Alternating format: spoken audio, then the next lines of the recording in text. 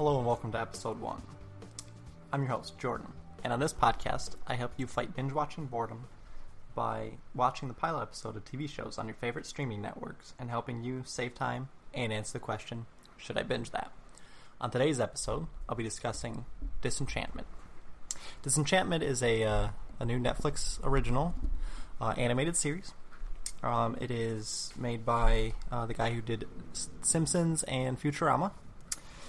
And it has a very similar animation style to Futurama, as the company that did the animation for Futurama also did the animation for Disenchantment. The audience is that it's aiming for is probably the younger audience. It seemed like a kind of, I guess, more of a PG version of Game of Thrones, I guess is the best way to put it. It's it's set in a medieval time, and it has some fantasy elements in it as well. It's not like all realistic medieval times. It's got magic and demons and wizards and things like that, and elves. So it's, I guess, the best way to put it is a PG Game of Thrones. And they do succeed in aiming it towards that audience.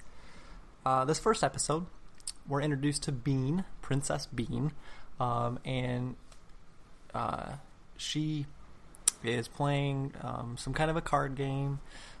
She's betting, she went all in, she bet her crown and everything, and she won, I guess. I feel like she cheated because she said she had 3 of her, because she's royalty, so the cards were, 2 of them were her, and then the third one was herself, her actual self, not a card. So I didn't think that it was right, but she says she won, and there's a big bar fight, and then she gets taken back to the palace after she escapes the bar fight. She is supposed to be wed to the son of a different kingdom, so that they can have an alliance, and she knows it's just because her dad wants more power, and she doesn't know the guy, so she doesn't really love him, and she wants to be able to do other things than get married. So on the wedding day, she is going through the gifts. Before the wedding, she's kind of looking through the gifts, opens up a box, and it's a curse, and it's a little black demon named Lucy, and he was sent by these 2 wizards that we see, who are kind of looking through this fire, looking at her. They're trying to turn her evil, and they figure that cursing her with this demon would turn her evil. And while all this is going on, we're also introduced to Elfo. He lives in this magic kingdom where all the elves are singing and happy and making candy, and he just doesn't want to sing and be happy. He wants to be miserable. He wants to experience other things besides singing and being happy.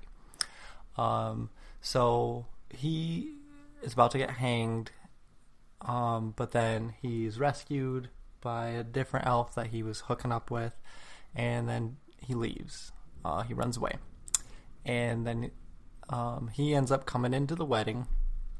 But before he comes into the wedding, we go back to the wedding, and she's about to say, about the wedding's coming on, and she's like, no, I don't want to do this, and causes her husband-to-be he's not the brightest man, so she kind of dropped the ring, and he went to go pick it up, bent over, and stabbed himself on the throne of swords that they had. So he stabbed himself on that and died. And then his brother stepped up to be the new husband-to-be, and then Elfo comes in, and they all panic and try to get Elfo, and then Bean, Lucy, and Elfo all escape together and start running from the husband-to-be because he's an expert tracker.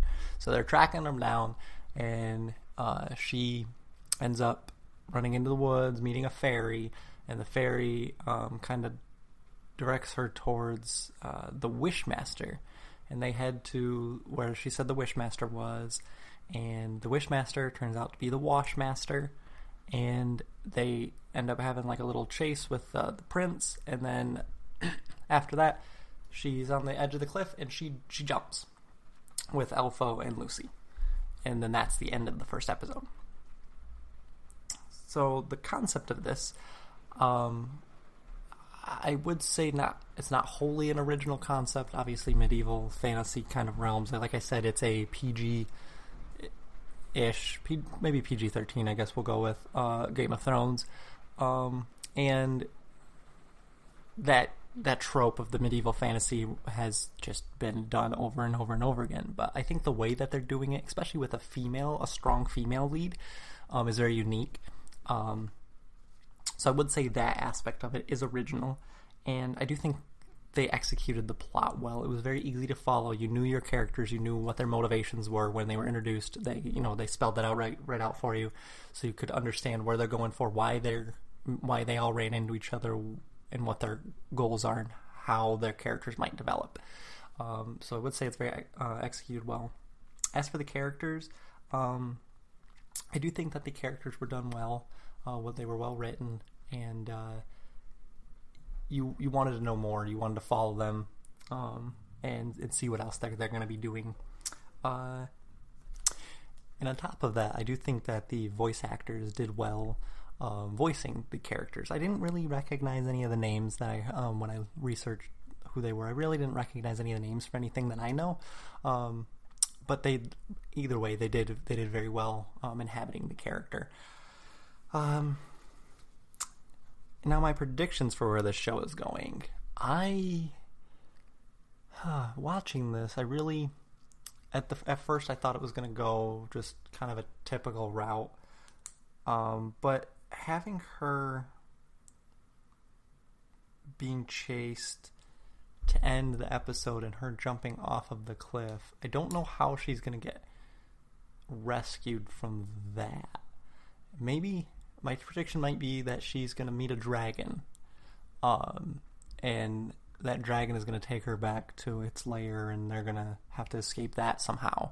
I just feel like it's probably going to be a lot of those hijinks of her escaping from one captor to only greet the next captor. That's my guess for where the show's going, just based off of the first episode. That's where it seems like it's most likely going to go. And now I will reveal if I think it's a winner or if it's a loser. It's a winner. Yeah, I think this one's definitely a winner. I really think you should check it out. It's on Netflix. It's a Netflix original. Just came out this not too long ago, and it really did a good job for me, drawing me in and making me want to know more about the characters and want to know where it's going. And you heard my prediction. I'm not 100% sure where it's going to go, and I couldn't really predict where the next step might be. So I really think that giving it a watch, I think it'd be worth it, and I think this one is definitely a winner. Thank you all so much for listening. Please make sure to like and subscribe, and find us on Twitter, Facebook, and Instagram at episode1pod. That's WON1. And you can find our podcast here, wherever you get your podcast from. Our website's on Podbean, and just search for episode 1. And have a good night, good evening, good day, and good luck. Thanks.